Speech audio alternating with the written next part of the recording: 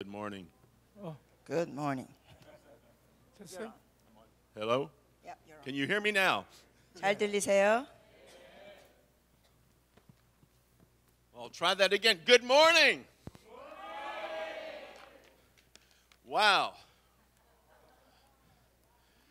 You know, we are just talking about some exciting things. 아주 흥미진진한 이야기들을 우리가 나누고 있습니다. And in this session I believe is the most important session of our entire time. 제가 믿기에는 여태까지 여러 강의 중에 이 강의가 최고로 중요한 강의인 것 같습니다.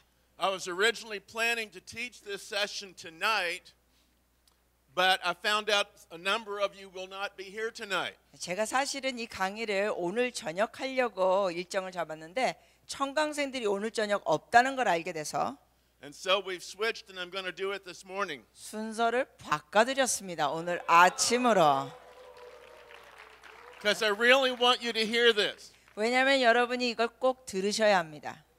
What I found is that a lot of people hear about fivefold ministry and they say that sounds wonderful. 제가 발견한 것은 사람들이 이런 걸 듣고는 이래요. 와, 오중사역 정말 좋네요.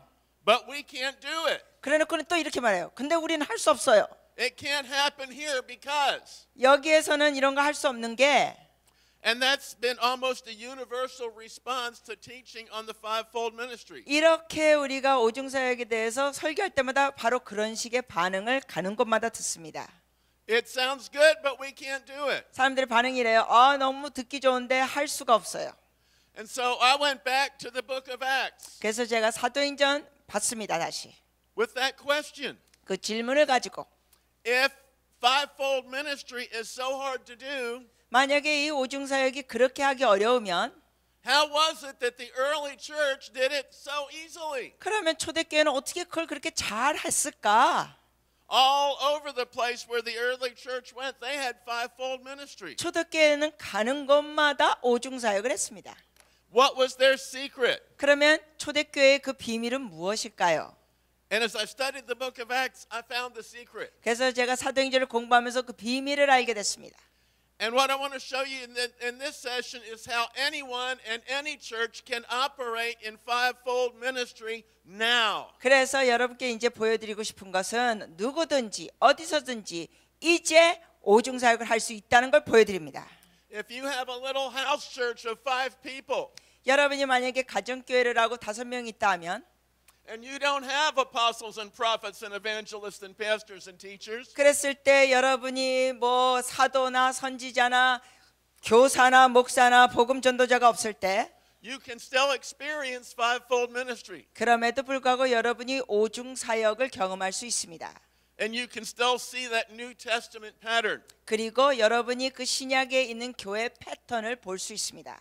So this session I'm going to call it the Apostolic Church Arising. 그래서 이번 강의는 사도적 교회여 일어나라 하며 Restoring Apostolic Centers. 그 작은 제목은 사도적 센터를 회복하라. Now let's just begin by reviewing what we've seen so far. 자, 그러면 우리가 여태까지 본 내용, 들은 내용을 잠시 복습합니다. We said we live in a day when the church is changing. 우리가 지금까지 말한 거는 우리는 교회가 변화하는 시대에 살고 있다는 겁니다. Peter Wagner said the church is experiencing a bigger change than the Protestant Reformation. 와그너 박사님께서는 이제 교회가 종교 개혁보다 더 큰 변화를 경험하고 있다고 말씀했습니다. Chuck Pierce said the church is in the midst of a leadership revolution. 척 피어스는 말씀하시기를 교회는 리더십 혁명 한가운데 있다 했습니다. Cindy Jacobs says the church has entered the second Reformation. 신디 제이콥스께서 말씀하시기는 교회는 두 번째 개혁에 진입했다고 했습니다. In 5 years we won't recognize the church. 그리고 5년 후에는 우리는 교회를 알아보지 못할 것이다. Now if that's what the prophets are saying, we need to ask what is God up to? 자, 그럼 선지자들이 이런 말씀을 하고 계시는데 우리는 이런 질문을 해야 되죠. 하나님이 그럼 뭘 하고 계시는가? We saw that God is restoring his church. 우리가 발견한 건 뭡니까? 하나님께서 교회를 회복하고 계시는 겁니다. He wants to raise up a church that can operate in a new level of power so nations and territories can be transformed. 하나님께서는 새로운 차원의 권능으로 일을 하고 역사하는 교회를 일으키기 원하십니다. 그렇게 할 때 지역들이 변화될 수 있습니다. God is reforming his church to be a wineskin to hold the new wine. 하나님께서는 하나님의 새 포도주를 담을 수 있는 부대가 되도록 하나님의 교회를 다시 만들고 계십니다. And our first night we talked about wineskins. 그래서 우리가 가죽 부대에 대해서 첫날 얘기했죠. A wineskin is a leather bottle for holding wine. 이 가죽 부대라는 것은 포도주를 담는 가죽병입니다. A new wineskin gave fermenting wine room to expand. 그래서 새 가죽 부대는 포도주가 발효하면서 팽창할 수 있는 이런 공간이 있습니다. But when a wineskin grew old, it became hard and brittle and was no longer useful. 그러나 그 가죽 부대가 오래되면 가죽이 단단해지고 그래서 터지기 쉬워서 더 이상 사용할 수가 없게 됩니다. That's why Jesus said, "No one pours new wine into old wineskins." 그렇기 때문에 예수님께서 분명히 말씀하셨습니다. 어느 누구도 새 포도주를 낡은 부대에 넣지 않는다. If he does, the new wine will burst the skins, the wine will run out, and the wineskins will be ruined. 왜냐하면 만일 그렇게 하면 새 포도주가 부대를 터뜨려 포도주가 쏟아지고 부대도 버리게 되리라 하셨습니다. Jesus said, "New wine must be poured into new wineskins." 예수님께서 분명히 말씀하셨습니다. 새 포도주는 새 부대에 넣어야 할 것이니라. The glory of God is a new wine, 하나님의 영광이 바로 새 포도주입니다. but only a new wineskin can hold it. 그러나 오직 새 가죽 부대가 그것을 담을 수 있습니다. And the wineskin is the church. 바로 그 부대가 교회입니다. And the church is crying out for revival. 그리고 교회는 부흥을 위하여 부르짖고 있습니다. We say, "Lord, send us the new wine." 우리가 주님께 부르짖죠. 주님, 우리에게 새 포도주를 주소서. But God says, "Where's the wineskin I can pour it into?" 그랬을 때 주님께서 우리에게 다시 되묻습니다. 그것을 담을 가죽 부대는 어디 있느냐? He said, "I'm not pouring any more new wine into an old wineskin." 주님이 말씀하십니다. 나는 더 이상 새 포도주를 낡은 부대에 넣을 수 없다. Now God longs to pour his new wine, 이처럼 하나님께서는 포도주를 담을 부대를 필요로 하십니다. but he needs a wineskin that can hold it. 그러나 그것을 담을 수 있는 부대를 원하십니다. And he's given us the job of making that new 바로 wineskin. 하나님께서는 그 가죽 부대를 만드는 일을 우리에게 맡기셨습니다.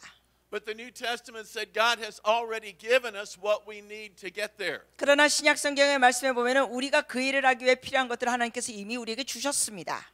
In Ephesians 4, when Jesus ascended on high, he gave gifts to men. 그래서 에베소서 4장에 보면은 예수님께서 하늘로 올라가셨을 때 예수님께서 사람들에게 은사들을 주셨습니다. When the glorified, resurrected Jesus ascended into heaven, he was given all authority in heaven and on earth. 영광스럽게 부활하신 예수님께서 아버지 오른편에 앉으러 가셨을 때 하늘과 땅에 있는 모든 권세가 주님께 주어졌습니다. And from that position as the King of the universe, Jesus gave his church 5 key gifts. 그러므로 그 예수님은 온 우주의 왕으로서 다스리는 자리에서 교회에 5개의 열쇠를 은사로 주셨습니다. Apostles, prophets, evangelists, pastors, and teachers. 그게 뭐냐? 사도, 선지자, 복음 전하는 자들, 목사들, 교사들을 주셨습니다. And their job was to equip God's people for the work of ministry. 그들이 할 일이 뭡니까? 성도를 온전케 하여 봉사일을 하게 하는 겁니다. That was God's design, and it's the new wineskin he's calling his church to become. 이것이 바로 하나님을 향한 교회를 향한 하나님의 디자인입니다. And then we looked at these 5 gifts. 그래서 교회가 새 부대가 되는데요. 우리가 5가지 은사들을 보겠습니다.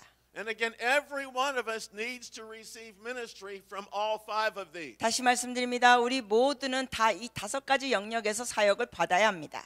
First, there were apostles. 첫째, 사도들이 있습니다. They represent God's authority. 그들은 하나님의 권위를 대표로 합니다. Men and women gifted to set the church in order. 그래서 교회의 질서를 세우도록 은사를 받은 남자들과 여자들이 있는 겁니다. There were prophets that released God's vision. 또한 선지자들이 있습니다. 하나님의 비전을 풀어놓습니다. Men and women gifted to establish prophetic revelation in the church, giving God's vision and direction for his people. 교회 안에서 예언적 계시를 세우고 하나님의 비전과 방향을 제시하도록 은사를 받은 남자들과 여자들. Teachers bring God's instruction. 교사들은 하나님의 가르침을 가져다 줍니다. Men and women gifted to impart an understanding of God's will and God's ways. 그래서 하나님의 뜻과 하나님의 길들을 이해한 사람들이 전수하면서 부르심을 이루는 교회를 훈련시켜주는 은사를 받은 남자들과 여자들. Pastors to convey God's care. 목사들은 하나님의 그 돌봄을 전달합니다. Men and women gifted to comfort, nurture, and protect the flock. 그래서 양무리를 안위하고 양육하고 보호하는 남자들과 여자들. And evangelists that manifest God's power. 복음 전도자들은 하나님의 권능을 나타냅니다. Men and women gifted to save the lost, often through signs and miracles. 많은 기적과 표적을 통하여 잃어버린 영혼들을 구원하는 은사를 받은 남자들과 여자들. That was God's plan for church ministry. 이것이 바로 교회 사역을 위한 하나님의 계획이었습니다. It's called fivefold ministry. 이것이 바로 오중 사역이라고 부르는 겁니다. 5 different gifts that share a common purpose 이것은 공통 목적을 가지고 있는 5가지 다른 은사들. to equip the saints to do the work of ministry. 목적이 뭐냐? 성도를 준비시켜서 사역을 하게 하는 겁니다. And you will not be fully equipped unless you can receive from all 5 of these. 그러므로 여러분이 이렇게 5가지 종족에서 여러분이 다 사역을 받지 않으면 여러분이 온전하게 다 준비가 되지 않을 수 있다는 겁니다. 세워지지 않습니다. And see, God's plan is for every church to be full of well-equipped ministers. 하나님의 계획은 모든 교회가 잘 준비된 사역자들이 가득한 길 원하십니다. Not to just have one minister who does everything, 즉 목회자 한 사람, 사역자 한 사람이 모든 걸 다 하는 게 아니라 but a whole church full of people who do the works of Jesus wherever they go. 교회 전체에 있는 사람들이 어디에 가든지 온전하게 주님의 일을 할 수 있는 겁니다. The result of that is revival. 거기에 대한 결과가 뭐냐? 부흥입니다. That was God's new wineskin. 이것이 바로 하나님의 새 가죽 부대입니다. We saw how they worked together in ministry. 우리가 이것이 사역 안에서 어떻게 같이 일하는 걸 보았습니다. And I know I'm being repetitive, 물론 제가 자꾸만 복습하고 반복하는 거 알아요. but I want you to really get this. 이걸 제발 여러분 머릿속에 넣어주세요. I want you to see how it works so you'll never forget it. 여러분이 이거 제대로 배우셔가지고 결코 잊지 말지어다. We have evangelists that win people to Jesus. 우리가 예수님께 사람들을 인도하는 복음 전도자가 있습니다. But when people come to Jesus, they need pastors to comfort and care for them. 근데 사람들이 예수님께 오면은 그들을 위로하고 돌보는 목사가 필요합니다. But then they need prophets to give them vision for their future and point them toward their destiny. 그러나 또 그들에 대해서 미래와 비전을 주는 선지자들이 필요합니다. They need teachers to give training and instruction. 그리고 그들에게 가르침을 주고 훈련을 주는 교사들이 필요합니다. We need apostles to set it all in order and establish people in their ministry. 그리고 사람들을 질서 있게 세우고 사역할 수 있도록 사람을 세우는 사도들이 또 필요합니다. And when all of that is taking place, the saints are equipped. 이런 게 다 이루어질 때 성도들이 세워지는 것입니다. The church becomes a mighty army. 그러면서 교회가 권능의 군대가 됩니다. I love the way Ephesians 4 describes what takes place when fivefold ministry happens. 저는 에베소서 4장에 묘사된 말씀을 좋아합니다. 오중 사역의 결과가 묘사되어 있습니다. The body of Christ is built up. 어떤 결과가 있느냐? 그리스도의 몸이 세워집니다. We all reach unity in the faith. 우리는 믿음과 하나님의 아들을 아는 것에 하나가 됩니다. We become mature, attaining to the measure of the fullness of Christ. 그리고 우리는 성숙하여 그리스도의 충만한 분량에 이르게 됩니다. We'll no longer be infants tossed back and forth by the waves, 그래서 우리는 더 이상 휘둘리는 어린아이가 되지 않습니다. but in all things we grow up into Him who is the head, that is Christ. 우리는 모든 면의 머리가 되신 그리스도 안에서 자라나게 됩니다. Now, I don't know about you, but when I see a church where all of those things are happening, I say that looks like revival. 여러분 같은 경우는 모르겠습니다만 저 같은 경우 이런 일이 벌어지는 교회를 보게 되면은 저는 이렇게 말합니다. 저거 부흥이다. Every Christian needs ministry from all 5 of these. 그래서 모든 크리스천들이 성장하기 위해서는 이 5가지 사역들이 필요합니다. We saw the problem is most Christians never receive all 5. 그러나 문제는 오늘날 대부분의 그리스도인들이 이 5가지를 받지 못하고 있다는 겁니다. Most churches don't have fivefold ministry. 왜냐하면 많은 교회들이 오중 사역이 없습니다. It's never made available to most believers. 많은 성도들은 이런 것을 경험해 보지도 못했습니다. In most churches, all ministry is performed by one overworked, exhausted, generic minister. 오늘날의 대부분의 교회들은 전통적인 아주 피곤하고 과로한 목사님을 통한 사역들이 진행되고 있습니다. His job is not to equip the saints. His job is to do all the ministry himself. 그래서 목사는 사람들을 다 세우는 게 아니라 세우는 일만 하는 게 아니라 모든 사역을 다 혼자 합니다. The congregation is made up of laymen. 그리고 또 성도들은 회중으로 돼 있고 They're not given knowledge or training. 그들은 그러한 훈련을 제대로 받지 못하게 됩니다. They come to church, they tithe, but they're not expected to minister. 그들이 교회 와서 뭐 헌금도 하고 예배드리지만 어떤 사역을 하는 건 기대도 하지 않습니다. They're never built to maturity or equipped to minister effectively. 그래서 효과적으로 사역할 수 있는 성숙함으로 자라나지 못합니다. They don't learn how to heal the sick and give prophetic words and win the lost and teach and encourage and drive out demons. 그래서 그들은 사람들을 영혼 구원하고 사람들을 고치고 귀신을 쫓아내는 이런 걸 제대로 배우지 못하게 됩니다. And the result is that the church today is not reaching the world. 그 결과가 뭡니까? 교회는 세상을 향하여 제대로 나가고 있지 못합니다. It can barely sustain itself. 이런 식으로 할 때 교회 자체가 생존하기에 바둥바둥거립니다. That wasn't how it was in the early church. 그러나 초대교회는 그러지 않았습니다. If you read through the book of Acts, they did not slap a generic pastor label on all of their leaders and give them the same job description. 여러분이 성경 말씀 초대교회를 잘 보시면 그냥 모든 지도자에게 목사라는 그 타이틀을 주면서 사역을 혼자 다 하게 하지 않았습니다. As you go through the book of Acts, some were called apostles. 사도행전을 잘 읽어보시면 어떤 이들은 사도라 불렀고 Some were called prophets. 또 몇몇은 선지자로 불렀고 Some were called teachers. 또 몇몇은 교사들로 불렀고 Some were called pastors. 몇몇들은 목사들로 불렀고 Some were called evangelists. 또 어떤 이들은 복음 전도자들로 불렸습니다. And they each knew what they were. 그리고 각자가 누구인지 자신이 누군지 알았습니다. They knew their gifts were different. 그리고 자신들의 은사들이 다른 것 알았습니다.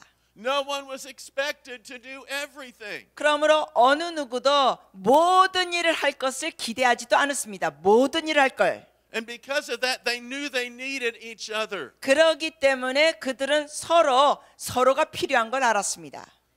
Now, God has been speaking to His church about fivefold ministry for 30 years. 하나님께서는 30여 년 동안 오중 사역에 관하여 말씀하셨습니다. But very few churches have made the shift. 하지만 이러한 전환을 진행하는 교회는 아주 소수였습니다. Until the last few years, only a handful of churches really operated in fivefold ministry. 지난 몇 년 동안에서야 결국 소수의 교회들만 오중 사역을 지금 하고 있는 상황입니다. What's the problem? 문제가 무엇일까요? I found that for many churches, the problem is a lack of fivefold ministers. 제가 발견한 것은 많은 교회들의 문제가 뭐냐? 바로 오중 사역자들이 부족하다는 겁니다. Most churches don't have all five of these gifts. 대부분의 교회들이 이 5가지 은사들을 가지고 있지 않습니다. And so even if they want to make the shift, they don't think they have the resources to do it. 그래서 이러한 변동과 전환을 하고 싶어도 그것을 할 수 있는 자원이 없다고 생각합니다. They say, this is really nice, but it can't happen here. 그러면서 사람들이 반응이 이겁니다. 이건 듣기는 좋은데 우리가 여기서 할 수는 없어. Maybe someday. 언젠가 할 수 있게 되겠지. So I asked myself the question. 그러므로 저는 제 자신에게 질문했습니다. If it is so difficult to shift into fivefold ministry, 이렇게 오중사역으로 전환하는 것이 어렵다면 how did the New Testament church do it? 신약교회에 있는 초대교회는 어떻게 했을까? In the New Testament church, every church was fivefold ministry. 왜냐하면 신약 성경에 보니까는 초대교회가 모두 다 오중사역을 하고 있었습니다. And most of those churches in the New Testament were small house churches. 또한 신약에 나오는 대부분의 교회들은 작은 가정교회들이었습니다. The average size was probably 20 or 30 people. 평균적인 교회 사이즈가 한 20명에서 30명이었습니다. Hardly any of those churches would have had apostles, prophets, evangelists, pastors, and teachers in their congregation. 그렇다면 이러한 작은 교회 대부분이 회중 가운데 사도, 선지자, 복음 전도자들, 목사나 교사들이 없다는 겁니다. 5가지 모두 다. So I asked the question, how did the New Testament church operate in fivefold ministry? 그러므로 내가 자문했습니다. 어떻게 신약 교회가 오중 사역을 감당했을까? And as I studied through the book of Acts, I found the answer. 그리고 사도행전을 공부하는 중에 저는 그 해답을 발견했습니다. The biblical key to the operation of fivefold ministry is what we call the apostolic center. 해답은 이겁니다. 오중사역을 감당할 수 있는 성경적인 열쇠는 바로 사도적 센터입니다. See, as you study the book of Acts, you discover every time the church penetrated a new geographical area or ethnic group, it established an apostolic center. 여러분이 사도행전을 공부하시다 보면 여러분이 이런 것을 발견하게 됩니다. 매번 교회가 새로운 지역에 침투하거나 새로운 인종이 모인 곳에 가면 교회는 항상 사도 센터를 세웠습니다. It was a beachhead for the gospel in the territory. 이것은 사도 센터는 그 지역의 복음을 감당하는 마치 이 본부 같았습니다. It was an area they had taken control back from the enemy, established themselves, and from there they could move out throughout the territory. 그래서 원수의 그러한 제압을 이 본부에서 모여가지고 계략을 짜고 거기서부터 나가가지고 점령을 하는 겁니다. It was a teaching and training center. 바로 이 본부가 가르치고 훈련시키는 센터입니다. It was a gathering place for celebrations. 또한 이것은 축제를 위해 모이는 장소였습니다. It was a sending center for apostolic teams. 또한 사도적 팀들을 보내는 센터가 됐습니다. It was a resource center for the other churches. 또한 교회에 필요한 자원을 공급하는 센터였습니다. And it was a place where even a very small church had full access to fivefold ministry. 그리고 심지어 작은 교회도 오중사역에 온전히 접근할 수 있는 장소가 되었습니다. And as a result of being connected to an apostolic center, churches were not weak and isolated. 그러므로 사도 센터에 연결된 결과가 뭐냐? 교회는 약하거나 고립되지 않았습니다. They were apostolically linked. 즉 사도적으로 연결되었습니다. Even a church of 3 people had access to apostles and prophets and teachers and pastors and evangelists. 그래서 심지어 3명밖에 없는 교회조차도 사도, 선지자, 교사, 목사, 복음 전도자에게 연결된 겁니다. The result was that believers were equipped to minister and the church flourished. 그러므로 결과는 교회가 아주 풍성하게 되었고 성도들이 세워졌습니다. Spiritual gifts were released. 그리고 영적인 은사들이 풀어졌습니다. The church became a supernatural church where signs and wonders took place. 교회는 초자연적인 교회가 되었습니다. 표적과 이적들이 나타났습니다. The first apostolic center was Jerusalem. 첫 사도 센터는 예루살렘이었습니다. Now, I'm convinced the early church inherited the concept of the apostolic center from the Jews. 저는 확신하는 게 뭐냐면 초대교회가 유대인들로부터 사도 센터라는 개념을 받을 것이라고 봅니다. Jerusalem had always been a center for Israel. 왜냐하면 이스라엘의 센터는 항상 예루살렘이었습니다. Jews worshipped in their homes on Friday night and in the synagogue on Saturday. 유대인들은 금요일 날 집에서 모여서 예배드렸고 회당에서는 토요일 날 모여서 예배드렸습니다. But all Jews wherever they lived were linked by their connection to a central hub in Jerusalem. 그러나 이 모든 유대인들은 예루살렘이라는 그 중앙의 허브에 연결됐습니다. 마치 본부처럼. Jerusalem was the place where the presence of God was hosted in the earth. 예루살렘은 하나님의 임재를 이 땅에 모시는 장소였습니다. It was a place of teaching and training. It was a place of gathering. 또한 그곳은 가르침과 훈련, 모임의 장소였습니다. 3 times a year, every Jew was to come to Jerusalem to celebrate the feast. 이 모든 유대인들은 1년에 3번 명절을 기념하러 예루살렘에 와야 했습니다. And see, Jerusalem's function for the early church was very similar to its function for the Jews. 그러므로 초대교회 때 예루살렘의 역할은 유대인들을 위한 예루살렘의 역할과 아주 비슷합니다. It became a place of intensive teaching and training. We see that in Acts 2. 우리가 사도행전 2장에 볼 수 있는 것처럼 그 장소는 아주 강도 높은 가르침과 훈련이 있는 곳입니다. It was a place of gathering. 그리고 또한 모임의 장소였습니다. Christians continued the practice of returning to Jerusalem to celebrate the biblical feasts. 그래서 그리스도인들은 성경에 나오는 절기를 기념하기 위하여 계속해서 예루살렘으로 돌아왔습니다. In Acts chapter 20, we see Paul actually cut his third missionary journey short so he could get back to Jerusalem to celebrate the Feast of Pentecost. 우리가 사도행전 20장에서 볼 수 있는 것은 바울이 예루살렘에서 오순절을 지키기 위하여 자신의 그 3번째 선교 여행을 여정을 짧게 단축시킵니다. Jerusalem was a place of sending. 또한 예루살렘은 파송하는 장소였습니다. From Jerusalem, saints went out to Judea and Samaria and Galilee, and those places were evangelized. 그래서 예루살렘으로부터 유대와 사마리아 그리고 갈릴리 쪽으로 사람이 파송되면서 복음화됐습니다. Barnabas was sent from Jerusalem to Antioch to establish the church there. 그리고 안디옥 교회를 세우기에 바나바가 예루살렘에서 또 파송을 받았습니다. Jerusalem was a place of conference. 또한 예루살렘은 이러한 집회, 회의를 위한 장소였습니다. In Acts 15, when a major issue needed to be settled, the church leaders all met together in Jerusalem to sort it out. 사도행전 15장에 보면은 중요한 문제를 이렇게 해결해야 될 때 교회 지도자들이 예루살렘에서 만나서 이를 처리했습니다. Jerusalem was a place of giving. 예루살렘은 또한 베푸는 장소였습니다. In Acts 4:35, the saints brought their offerings to Jerusalem and laid them at the apostles' feet. 사도행전 4장 35절에 보면 성도들이 헌물을 사도의 발 앞에 두었다고 기록되어 있습니다. In the epistles, we see various churches taking up offerings for the church in Jerusalem. 또한 우리가 여러 서신서에 보면은 다양한 교회들이 예루살렘에 있는 교회를 위해 헌금을 들고 가는 것을 봅니다. So Jerusalem became a resource center. 그러므로 예루살렘은 자원 센터가 되었습니다. It was a place where all of the scattered churches could access a high level of ministry. 바로 모든 흩어진 교회들이 예루살렘에 와서 높은 차원의 사역으로 근접할 수 있게 됐습니다. People traveled to Jerusalem to receive ministry, 사람들은 사역을 받기 위하여 예루살렘으로 또 왔고 but the Jerusalem church also sent out fivefold ministers to the churches. 뿐만 아니라 예루살렘 교회는 오중 사역자들을 교회들로 또 파송해서 보냈습니다.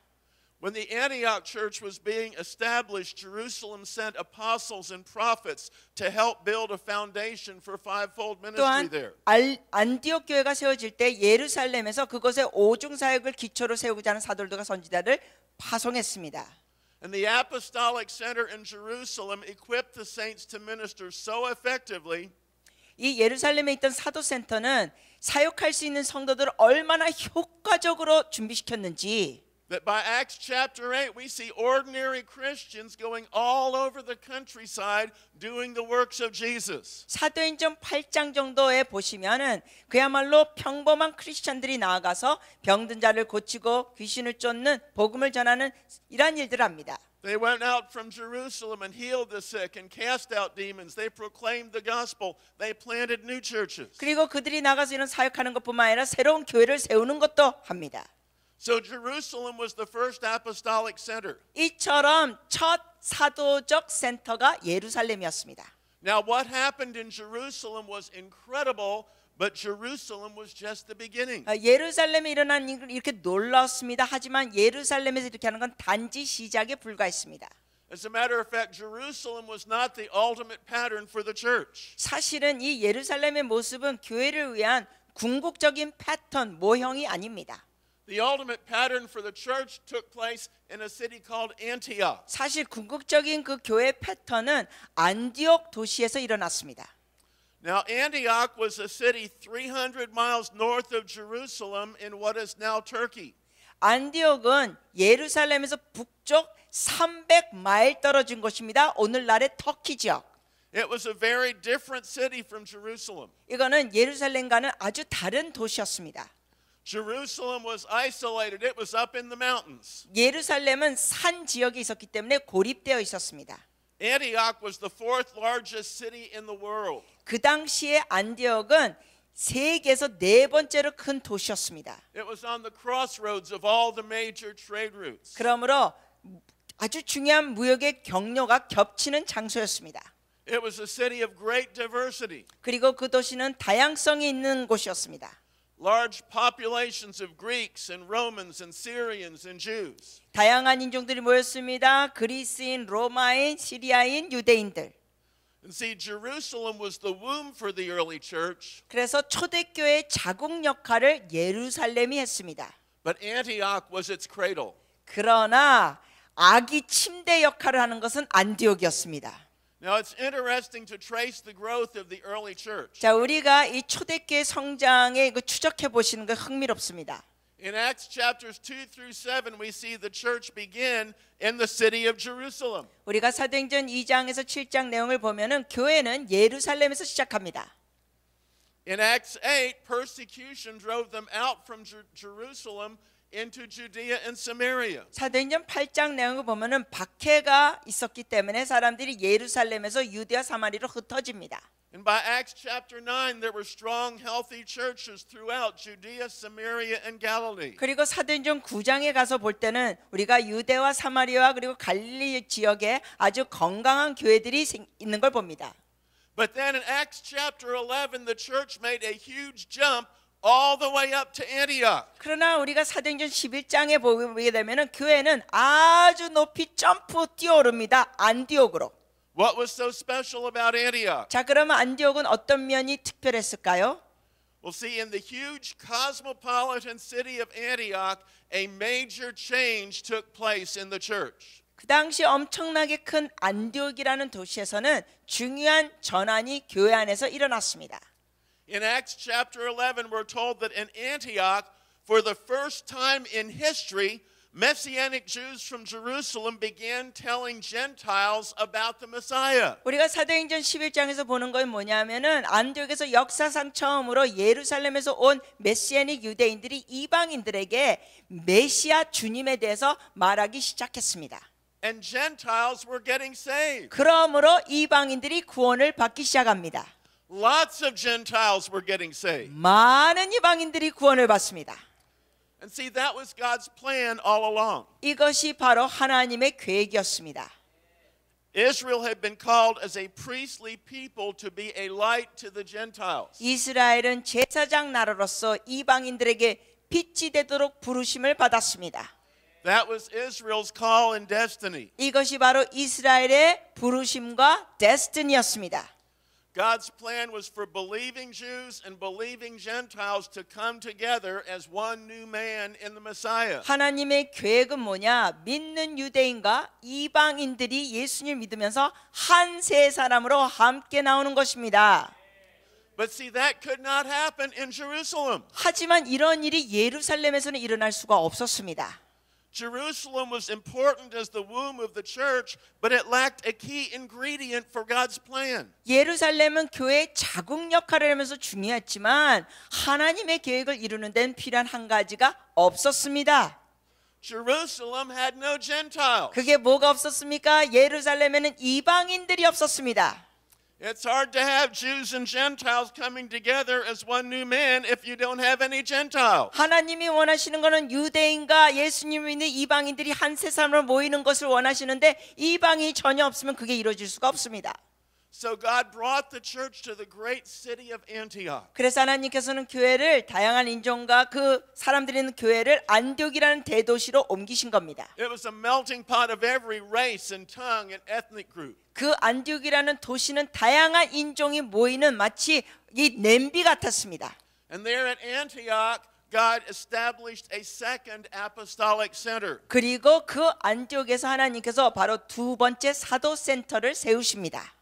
It's interesting to see how they did it. 그리고 이들이 그걸 어떻게 했는지 또한 보는 것이 흥미롭습니다. Acts chapter 11 says that when the church in Jerusalem heard what was happening in Antioch, they sent Barnabas to check it out. 사도행전 11장 내용을 보시면 예루살렘 교회가 안디옥에서 벌어진 일들을 보고 듣고서 확인해 보기 위해 바나바를 보냈다고 되어 있습니다. Now Barnabas was an apostle. 바나바는 사도였습니다. He was not one of the original 12. He was a second generation apostle. 바나바는 원래 있었던 그 12 제자들이 사도된 것 중에 한 사람이 아니었습니다. 즉 두 번째 세대의 사도였습니다. In Acts 14:14, Paul and Barnabas are both called apostles. 사도행전 14장 14절에 보니까 바울과 바나바 둘 다 사도로 불렸습니다. So Barnabas goes up to Antioch. 그러므로 바나바가 안디옥으로 갑니다. And he saw that what was happening there was from God. 그리고 그곳에서 일어나는 일이 하나님의 역사인 걸 그가 봅니다. So as an apostle, he began to set the church in order. 그래서 그가 사도로서 가서 교회 질서를 세우기 시작합니다. So the church in Antioch had an apostolic foundation. 그래서 안디옥 교회가 사도적 센터 기반을 갖게 됩니다. Remember what God said, first apostles. 여러분 기억하시죠? 하나님의 첫째로 사도요. But Barnabas knew that more than just his apostolic gift was needed. 하지만 바나바는 자신의 사도적인 은사 이상으로 그것이 필요한 것을 알았습니다. He looked around in the Antioch church and there were lots and lots of Gentiles. 왜냐하면은 그가 안디옥 교회를 보니까 많은 이방인들이 있었습니다. They didn't understand about the God of Israel. 그 이방인들은 이스라엘 하나님에 대해서 이해를 잘 못했습니다. They did not know the Torah, the Word of God. 그 이방인들은 토라 하나님의 말씀을 잘 몰랐습니다. And so Barnabas knew what they really needed was some teaching. 그래서 바나가 보니까 이 이방인들이 진짜 필요한 게 뭐냐면 가르침이 필요했다는 걸 봅니다. And so God directed him to a teacher named Saul. 그래서 하나님께서 사울이라는 가르치는 교사로 또 이끄십니다. Later better known as Paul. 그 바로 사울이 여러분이 아시는 바울입니다. But in Acts 11 it says, Then Barnabas went to Tarsus to look for Saul. 사도행전 11장 25절을 보니까 바나바가 사울을 찾으러 다소에 가서 And when he found him, he brought him to Antioch. 결국 바울을 만나면서 안디옥으로 데리고 옵니다. And so for a whole year, Barnabas and Saul met with the people and taught great numbers of people. 그래서 안디옥에 가서 둘이서 사울과 바울이 1년 동안 큰 무리를 가르쳤습니다. Antioch had become a teaching and training center. 그러므로 안디옥이 가르치는 훈련을 주는 센터가 됩니다. But then in Acts 11:27 we read this. 그리고 사도행전 11장 27절에 우리가 보는 말씀은 During this time some prophets came down from Jerusalem to Antioch. 그때 선지자들이 예루살렘에서 안디옥에 이르니 What was happening? 자 무슨 일이 일어나고 있었을까요? Well, the Antioch church had an apostle. 안디옥 교회는 사도가 있었고 They brought in a teacher, 그리고 교사도 데리고 왔어요. but the church was still not yet strong in the prophetic. 하지만 아직 그 교회는 예언적인 면에는 강하지 않았습니다. So the church in Jerusalem sent prophets to minister in Antioch. 그래서 예루살렘 교회가 예언자들을 안디옥으로 보냅니다.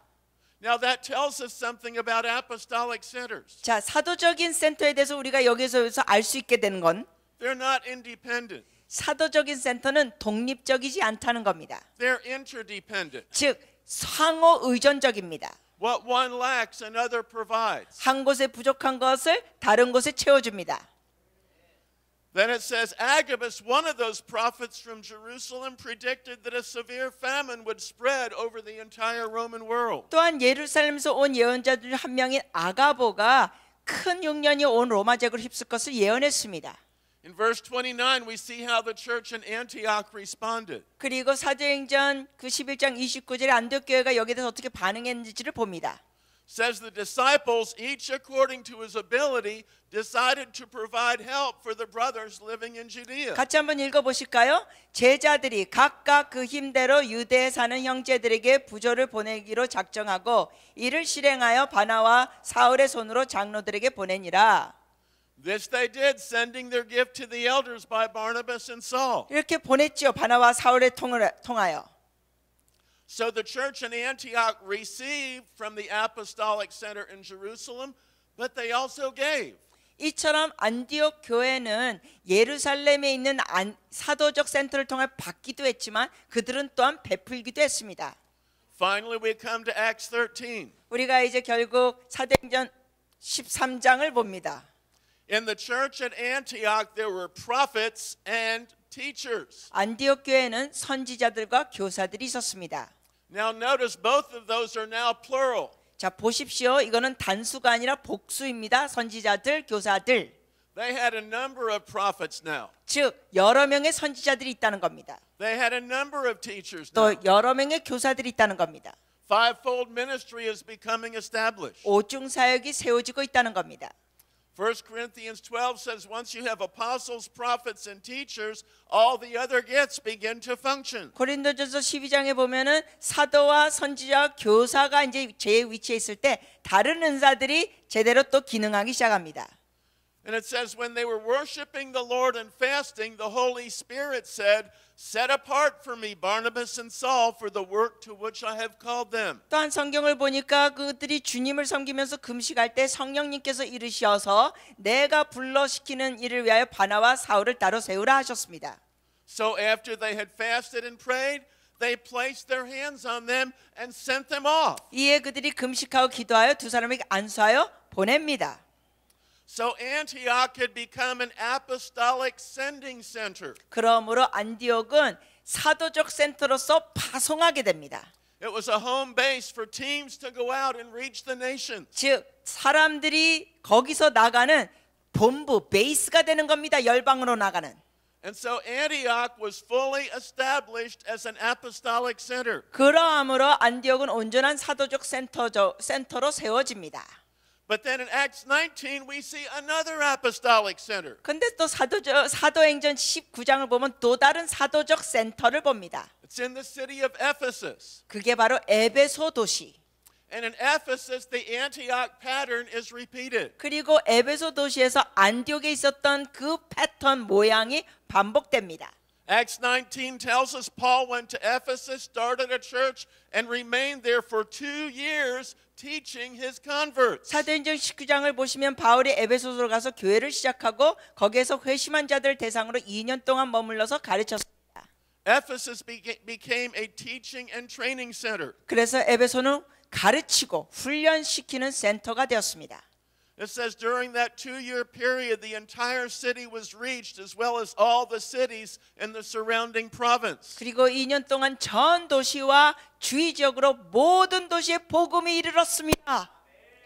Now, Revelation chapters 1 through 3 describes the churches in the province of Asia Minor. 계시록 1장에서 3장 내용을 보면 아시아 그 마이너 지역에 있는 교회들을 묘사합니다.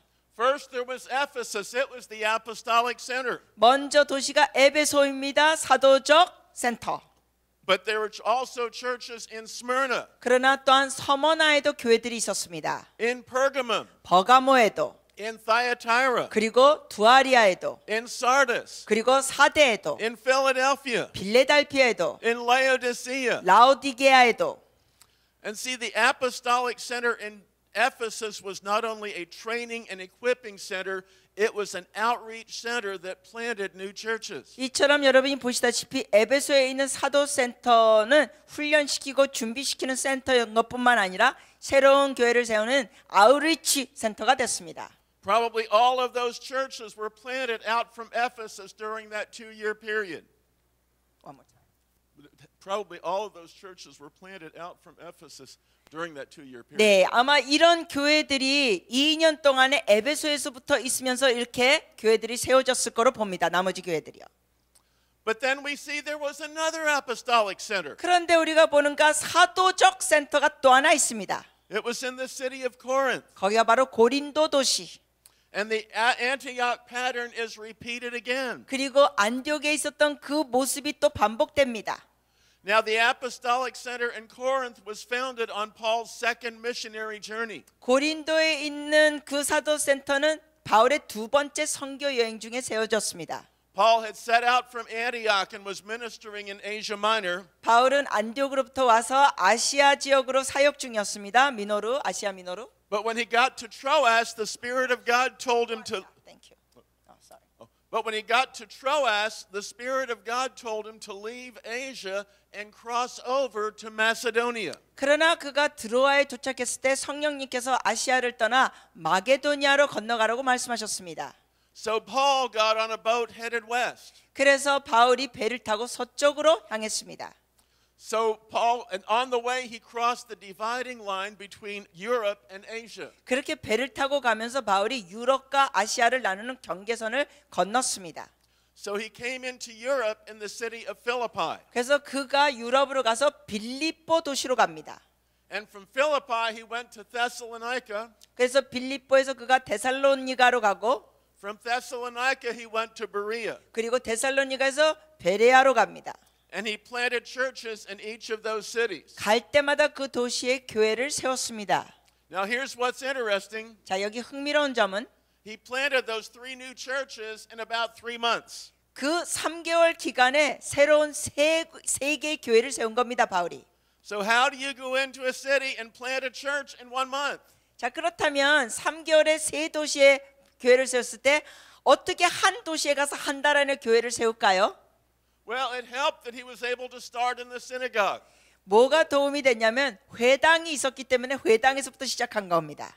He started with Jews. 그리고 유대인으로부터 시작했습니다. They already knew the God of Israel. 왜냐하면 그들은 이미 이스라엘의 하나님을 알고 있었으니까. They already knew the scriptures. 그리고 그들은 이미 성경 말씀을 알고 있었으니까. They were used to meeting together around a meal to worship God. 그리고 이미 식사 시간 때 모여가지고 하나님을 예배했고 그들은 They just needed to know Jesus. 그들은 단지 예수님을 알아야 할 필요가 있었던 것이죠. So when he introduced some of them to Jesus, 그래서 그들에게 예수님을 바울이 소개했을 때 he said, okay, let's start to meet together, exercise your spiritual gifts. 그러면서 같이 모여가지고 우리가 이 성령의 은사를 우리가 활성화하자. And Paul would head on to the next city. 그렇게 한 다음에 바울이 다음 도시로 간 겁니다.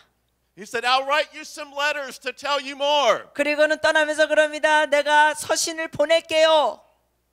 And so he plants 3 churches 이렇게 그가 3개의 교회를 개척합니다. in about 3 months. 3개월 안에.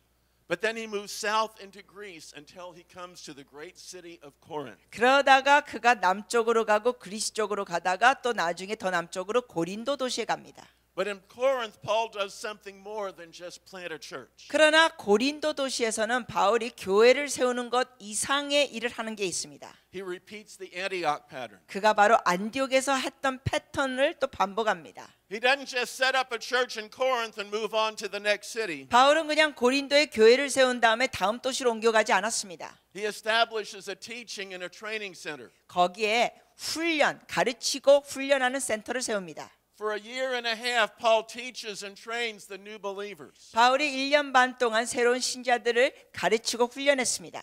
What was he doing? 자, 그럼 바울이 무엇을 하고 있는 것이죠? He was establishing Corinth as an apostolic center. 바로 바울은 고린도 도시에 또 사도적 센터를 세우고 있었던 것입니다. It was to be a teaching and a training center. 바로 그것이 가르침과 훈련을 주는 센터가 됩니다. It would be a resource center for all of the other churches in the region, 그래서 그 지역의 다른 교회들에게도 자원을 공급하는 센터가 되는 겁니다. where every Christian could access fivefold ministry. 그리고 그곳에서 모든 그리스도인들이 오중 사역에 접근할 수 있게 됩니다. It would be a sending center for apostolic team. 그리고 사도적 팀을 보내는 센터가 됩니다. See, as a result of apostolic centers, the early churches were not small, isolated congregations. 이처럼 사도적 센터의 결과가 뭐냐? 초대교회는 작거나 자원이 거의 없는 상태로 고립된 회중에 있는 그러한 상태가 아닙니다. They were not limited in their resources and being pummeled by the enemy. 원수의 공격을 받고 자원이 부족한 상태에 있지 않았습니다. Instead, every church in the territory had resources and training to multiply and expand the kingdom. 오히려 그 지역에 있는 모든 교회에는 하나님의 나라를 배가시키고 확장시키는 자원과 훈련을 가진 것입니다. And the world was changed. 그러므로 세상은 변화되었습니다. So let's review. 자, 복습합니다.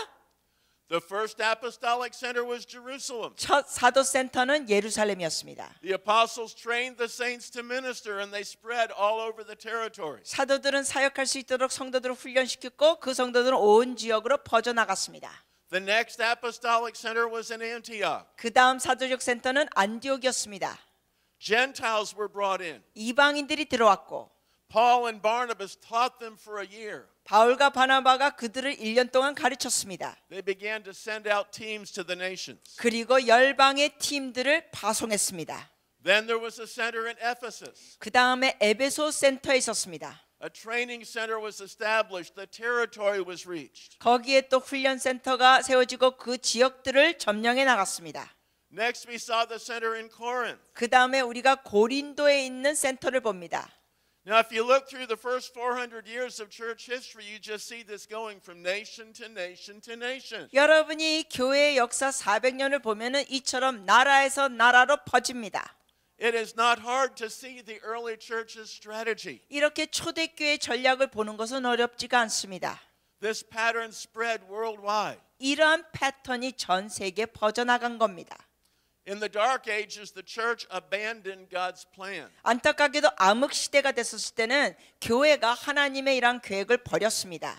But the good news is apostolic centers have returned. 그러나 좋은 소식이 있습니다. 사도적 센터가 돌아왔습니다. See, the Bible shows us how to experience harvest. 성경에 보면 우리가 어떻게 추수를 경험할 수 있는지 보여줍니다. There needs to be a point of linking to connect churches so everybody can access fivefold ministry. 우리가 교회들이 이렇게 연결이 돼가지고 모든 교회들이 오중 사역에 연결돼 있어야 합니다. The problem is the church has not been following the direction. 그러나 우리의 문제는 뭐냐? 교회가 이러한 지시를 따르지 않은 겁니다. But God is bringing restoration. 하지만 하나님께서 회복을 일으키고 계십니다. In the year 2001, we entered the second apostolic age. 2001년도에 우리는 두 번째 사도적 시대로 들어갔습니다. And in that decade, we saw recognized apostles restored to the church in every country. 그래서 그때부터 지난 10년 동안 우리는 사도가 교회 회복되는 것을 보았습니다.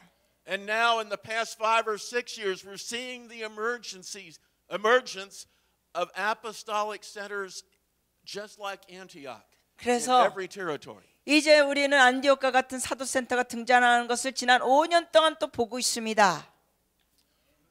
We minister often in an apostolic center in Thailand. 그리고 우리는 태국에서도 사도적 센터에서 사역합니다. We've ministered in 2 apostolic centers in Japan. 그리고 일본에서도 두 곳의 사도적 센터에서 우리가 사역했습니다.